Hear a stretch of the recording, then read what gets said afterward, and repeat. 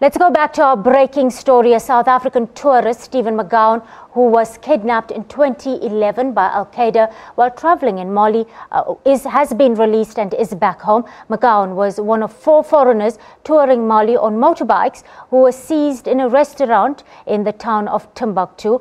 For more on this, we joined in studio by the founder and director of Gift of the Givers, who was at the forefront of those negotiations, Dr. Imtiaz Sooliman.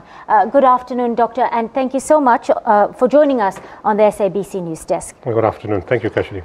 Let's get right into it. All the hard work by the Department of International Relations, Gift of the Givers and other NGOs really coming to a head today. How do you feel right now? I feel extremely happy, especially for Stephan, for Malcolm and for Catherine. I've met with Malcolm, and Malcolm is the father, and Catherine the wife, over the last 2 years. Very often I could see the pain, the anguish, the anxiety, the suffering and the hardship they've been through. And recently, with the loss of Beverly McGowan, especially the first 5 months of this year, Beverly McGowan, the wife of Malcolm McGowan, was going down very rapidly. Yes, Stephen's mother. Stephen's mother. Yes. And Malcolm was worried. Will his wife see his son? And it wasn't to be. So it was a really difficult time for them. Today, of course, it's a happy moment and it's also a sad moment. Yes, you've helped reunite a family. Now, Gift of the Givers was at the forefront of these negotiations.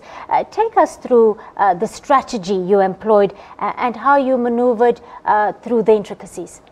We had to find somebody. We know how Al-Qaeda thinks, because we've been involved in Yemen with the Koki case. So we know they need somebody they can trust. Sorry, I'm losing my voice today. That's all right. It's all the excitement. They need somebody they can trust. Yes. So I went on news 23rd June 2015 when Malcolm asked us to take on the case.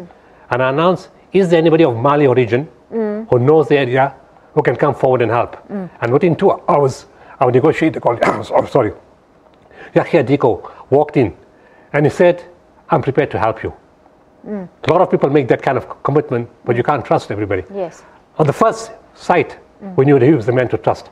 We sent him all over into Mali. He went to all different areas. We made sure people know who he was. And by 6 weeks' time, we found Al-Qaeda. Al-Qaeda accepted to talk to Yahya Diko through intermediary. And so in August 2015, we made contact with Al-Qaeda. And since then, with the intermediaries, we've been busy with that process right up to the present time.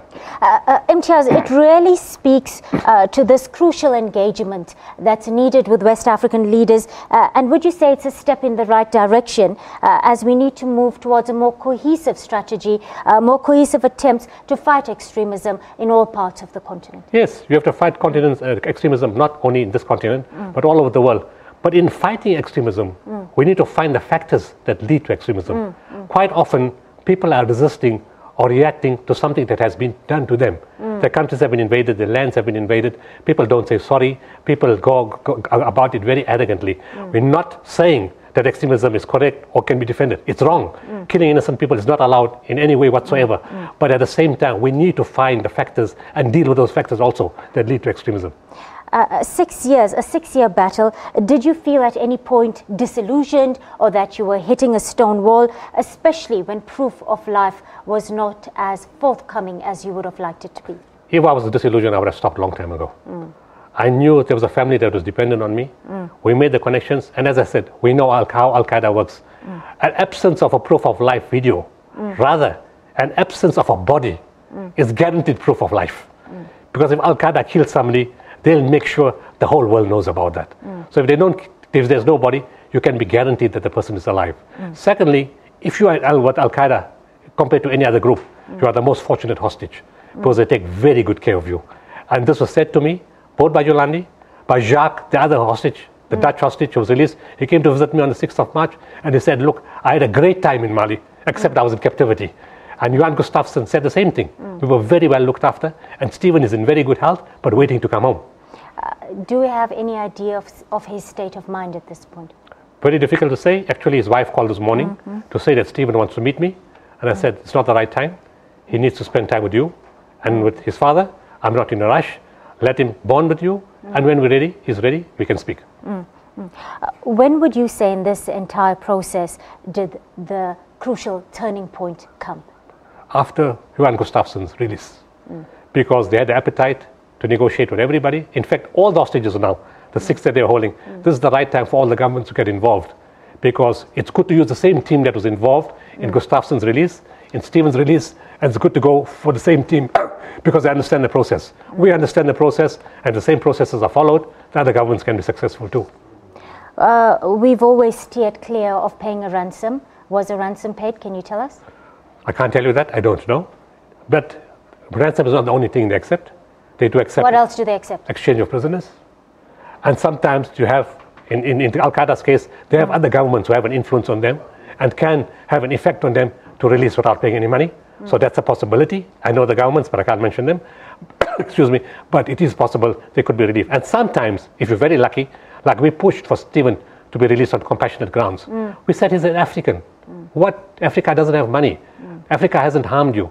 Why are you holding an African citizen? He's lost his mother. There's no other friends with him. He's alone. Why don't you release him? At one point, the elders put pressure on Al-Qaeda, and the elders among Al-Qaeda agreed to release Stephen over a year ago. But the young blood that came to the organization refused. Very quickly, what lessons can we take away from this? The most important lesson, please don't go to our countries where hostages are taken, where there's a known history of taking hostage.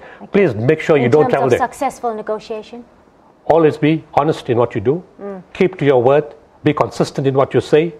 Treat people with respect, even if you know they're terrorists, because at the end of the day, they can do whatever they want. They lose their head, they can kill the hostage. So you play by the rules, and your messaging has to be consistent, and they have to see you to be honest and a trustworthy broker.